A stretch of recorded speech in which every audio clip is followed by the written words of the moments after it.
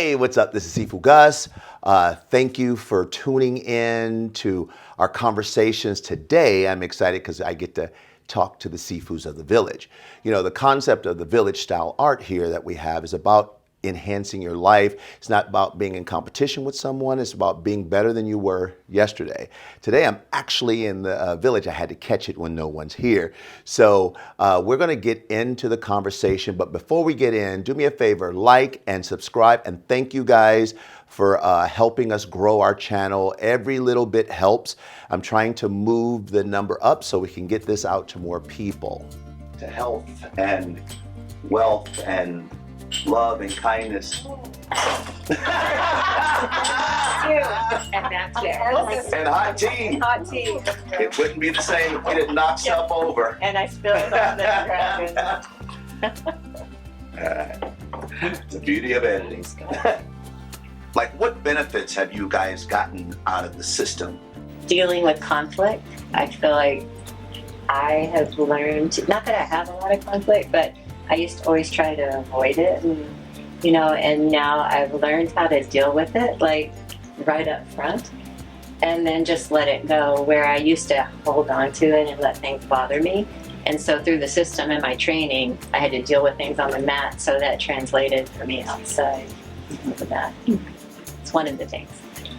And by the way, so you guys know, we are talking to the Sifus of the village. So if you're somewhere and they say they're a Sifu of the village and they're not one of these guys, I think there's only one other Sifu out there, and that's Sifu Linda. She's the only one who can say that. But the rest of them, they're not at this table. They're not a village Sifu yet. One of the things I know I've learned through all the years I've been practicing Kung Fu, and you mentioned it, where you've learned how to observe people. So I definitely observe people and their behavior, and as I do that, I also pay a lot of attention to my behavior. So I'm more aware when I respond a certain way to a situation, or even just something I'll say and later I'll go back over and thought, I didn't need to say that, or I didn't need to say it that way, or I should have responded. So I check myself and the way I behave to the world, and then also how people, it's interesting to me, I like watching people and seeing their behavior, and I really study how people behave. And then also just putting things in perspective. I feel like, having done this art now for over 20 years, I've really been able to put priorities more in perspective and not get so worked up about something that's a small thing. For me, definitely, it's about fear and anxiousness. Like, that's where I have benefited, and the translation for me is we're always uncomfortable on the floor, and learning to, as you say, relish in that uncomfortableness. I've learned that has translated in my life to not be afraid of a new situation, or to just go ahead and jump right in, or the anxiety, that you feel sometimes at night, or whatever it is. I don't struggle with that anymore at all. Well, one of the things that Sifu Brian, you always constantly tell everybody here, you got to get comfortable with being uncomfortable. The two things, as some of the things you guys were saying, the two things that kind of came out most in my journey thus far, and it's a constantly evolving journey, is kind of along with the comfortable being uncomfortable, is the first step is not getting ahead of yourself, right? Have a plan, and you can have a plan, and we see this in combat fighting all the time. You have a technique or plan, you're going to do this takedown, this throw, this chin knock, and then all of a sudden it doesn't go that way. The person moves differently and you have to adapt on the fly. So have a plan, but learn not to get caught up in that plan, right? Take it step by step, and you're always saying, be present, be present, be present. And that's so critical in life, not just in fighting, right? I find in business that you can plan all you want. The best laid plans almost never happen, right? And you have to be, it's like Bruce says, you have to be like water. Right? You have to, in principle, stand like a rock, and in practice, flow like the water. But that kind of leads to the concept we were talking about frequently, about comfortable being uncomfortable. You're constantly challenged in this art, right? The way you guys have all set the standard and put the art together over the years, and the way we've all grown together, it's a matter of constantly challenging boundaries and pushing people to transform themselves to the better version of themselves, whether it's physically, mentally, emotionally, And that's an environment where you're always looking in the mirror and always being critical. And you have to be comfortable with that. You have to be comfortable with constantly changing and constantly improving so that you're never satisfied where you are. And you just have to be comfortable being uncomfortable. Otherwise, it's hard to be successful doing what we do. I agree, and I think people come in here and they're like, oh, they'll see the videos and they're like, that's what I want, but they don't understand that you guys didn't come in here and get that right away. It was work and being uncomfortable and, you know, questioning yourself, and all those things are constant in the system. And then these other things start to pop up and you start to learn how to deal with it. And that's a constant. Even at our levels, we're constantly challenging ourselves. I think that's an important thing. I think the biggest mistake that people think that they're going to do one thing is going to, that's it. They don't ever have to, even if they get it, right? Yeah. It's like even if you buy a nice car, you still have to take it for maintenance, right? Exactly. So The beautiful thing about our art being transformative, and we all talk about this constantly, right? The transformative nature of what happens to people on their journey. Sifu, you were touching on it briefly about the fact that people come in and think there's going to be one magic trick, one button to push, one switch to pull, and everything's going to magically open up. It doesn't work that way, right? It's a transformative process that takes time through the physical phase, the mental phase, and then the emotional phase, and that's really the process. But one of the things I found, you mentioned business. In business, is what happens is I read a situation, whereas before I'd be pulling a China shop, right? Just go in, go head to head. And one of the things I learned from this art is there's so many ways that you can set people up, right? There's so many ways you can use their strengths and weaknesses against them, right? They want to come in hard, maybe you parry and you go off to the side and you come around back and you get what you want anyways, right? Or maybe they come in and they're setting you up. And you see, you know, like Sun Tzu, you see the lay of the land, you see how things are materializing, and you alter your strategy so that then maybe they're laying back thinking they're laying a trap, and you can go in and use force. So it's a flow, counter flow, balance, counterbalance type of scenario that we use in our fighting all the time. Tactics. Yeah. And it's constant training, and that's the hardest part, is that you're constantly working on that. So for Sifu Julie and Sifu Sandra, if a person comes in, they look at you two and they say, okay, they're the nice ones, so I'm going to act out of place. It's changed. It's the transformation, right? Well, but you know, if you think about it, you know, Sifu Jen would be like, well, I'm going to do this, and maybe in the past you'd be like, you know what, but now, I don't want to say you're more confrontational, but you get directly to the point a lot faster. And I noticed I noticed that over the years with you, and I noticed that over the years with you. The Sifu Mo, I know that you will do it, and people will be, the way, it's so funny, the way it's almost like you have the Jedi mind trick. And they go, How she does I'm it. gonna ask, Sifu, so nice to me. That's why she's smiling. That's Right? why she's smiling. Isn't that the art? We have to bait them in. Right. We let them in. That's right. Yes. And I don't know if you can learn that without having to feel certain ways.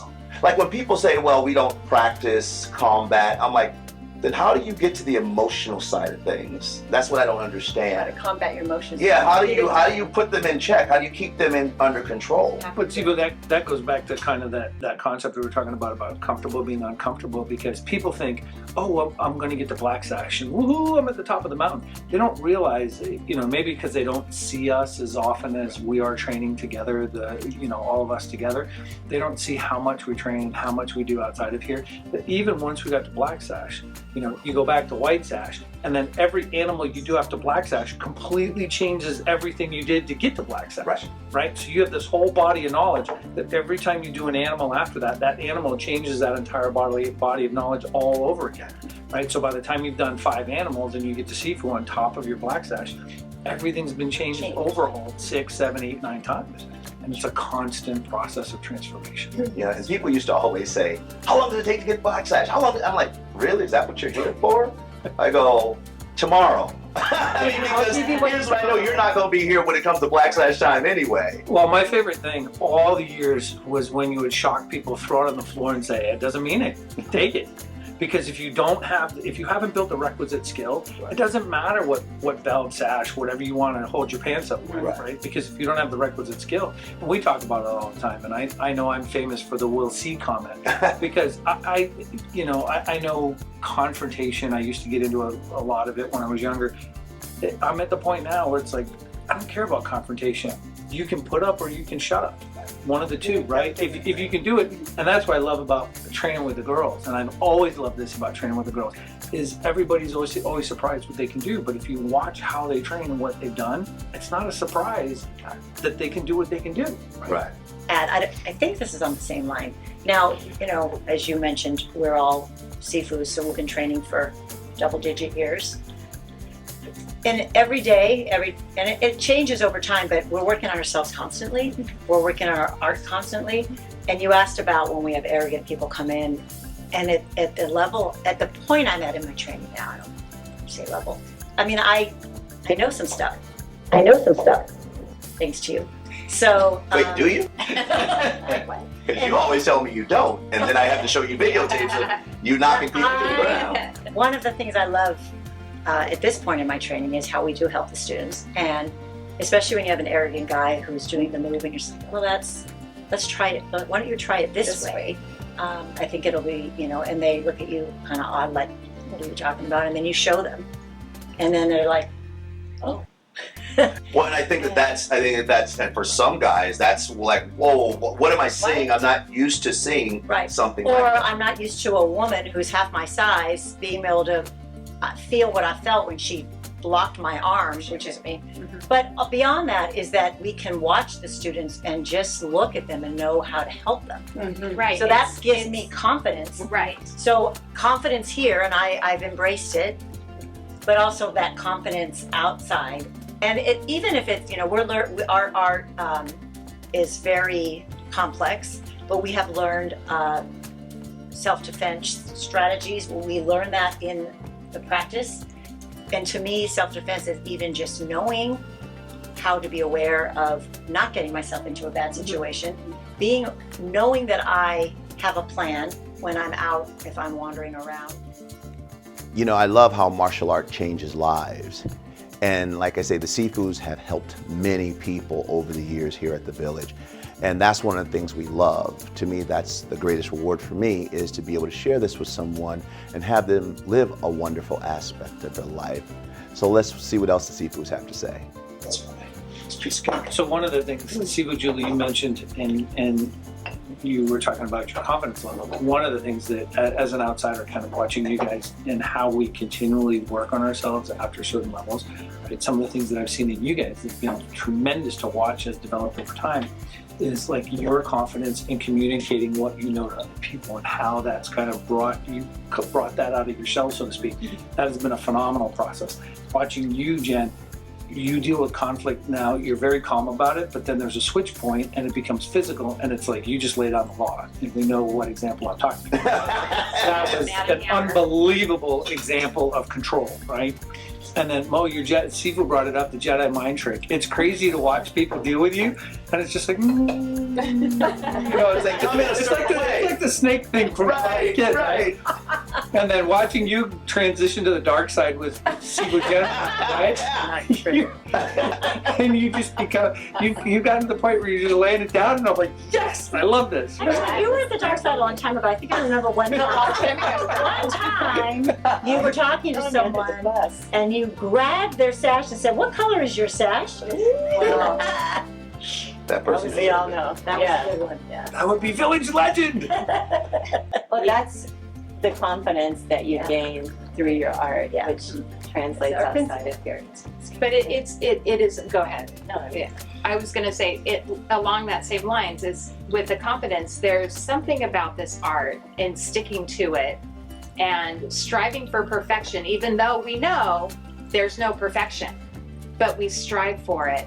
It feeds my soul.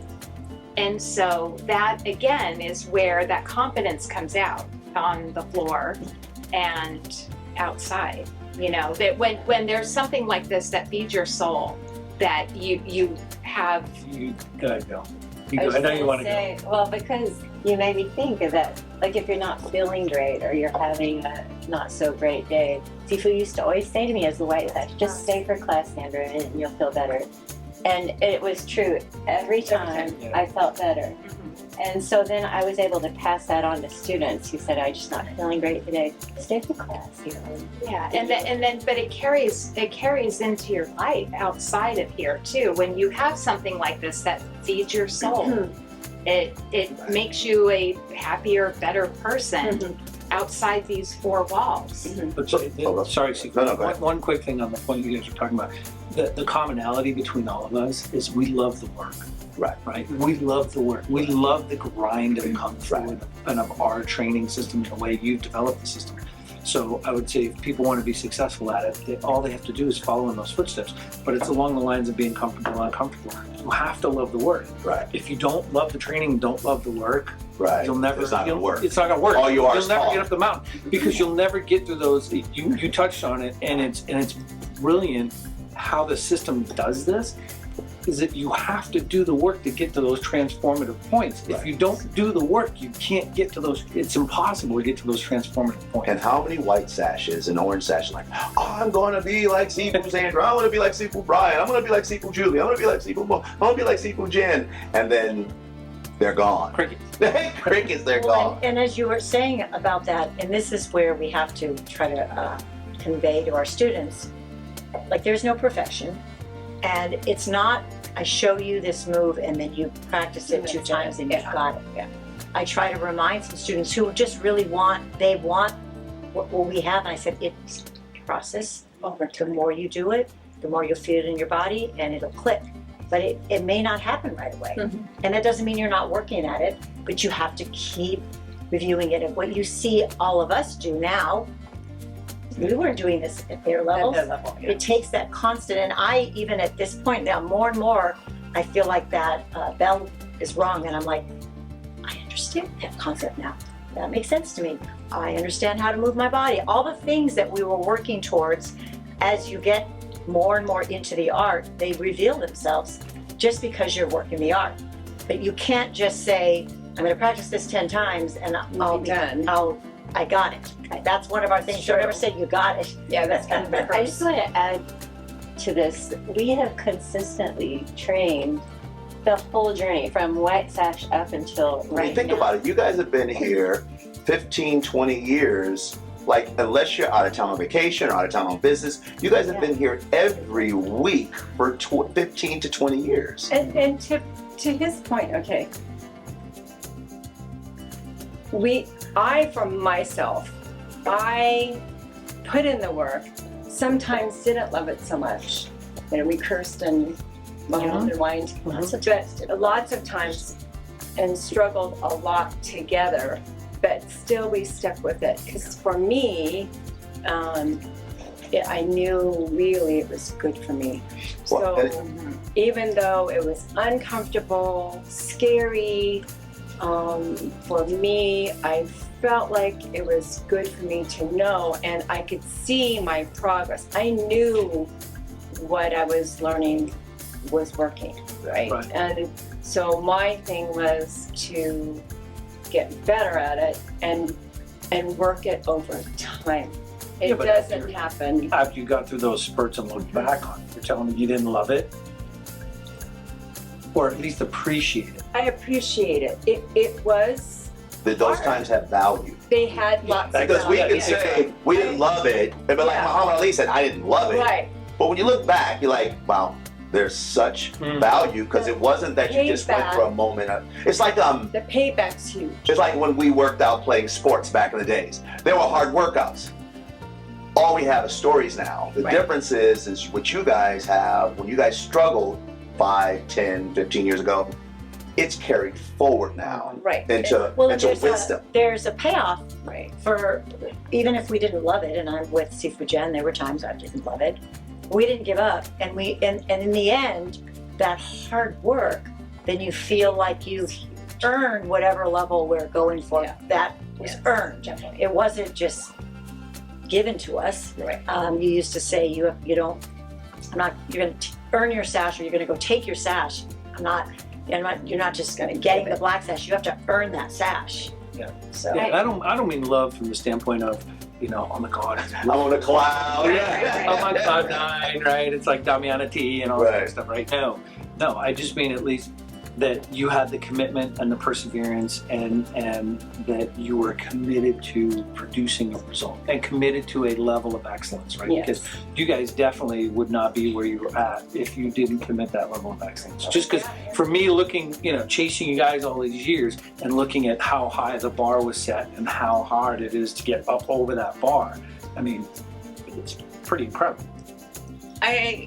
I think that the commonality is we just kept on going, even when we felt terrible. Yeah. And we relied on each other. We trained a lot of weekends outside of class together because to help work through things, I think it's just you got to just keep on going. And the value of the keeping on going and to see your progression in retrospect, I never thought in my life this is where I would be. This was not on my radar when I was in my 30s. Right? Yeah. In retrospect of all the work, how much work we put in, but the value of it is huge. Yeah, right? look at the impact that you two have had, and you guys, all of you guys. I know you two said this wasn't on your radar, but now look at all the impact you've had on your families, the people around you, and the people who have come in and out of here. It's the bigger picture. We always say it's not about punching and kicking, even though that's what we're doing. Right. We're training. Right. We're training to preserve our lives if we're in a situation out there. But it's so far beyond That. what happens on the floor. Yeah. You just find such an understanding that we all have of our bodies. I've learned so much more about my internal organs, my bones, my muscles. And now I've learned through my training how to take care of them. Now that I'm aging, 21. Not to mention, all of us at our age can do a roll, and there's some young people who can't even roll. Yes. So thank you for watching the show. Wasn't that amazing? Remember, we have another part of this coming up, so look for it soon. Comment, like, subscribe, be a part of the conversation about Zen combat, because all styles of Kung Fu should have these measures in them. So if you're practicing forms, that's wonderful, but then you need to practice hand-to-hand combat. If you're only practicing hand-to-hand combat, then you need to practice the internal, even if it's just to help with the healing component, right? As you go out there and throw each other around. All right, this is Sifu Gus. We'll see you next time.